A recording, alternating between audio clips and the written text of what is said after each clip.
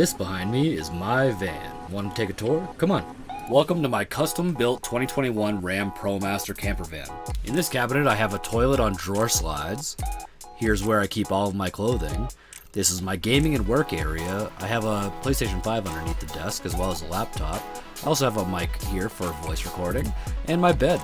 It's an unmodified 10-inch full-size mattress. It's very comfortable. This is my sink area with removable cutting board that covers the sink. Here's my mini fridge, my stove/oven. I have a propane locker below and 3 push-to-open drawer slides so they don't come loose while I'm driving. Under here, I have some storage for my shoes and dirty laundry. 3 overhead cabinets.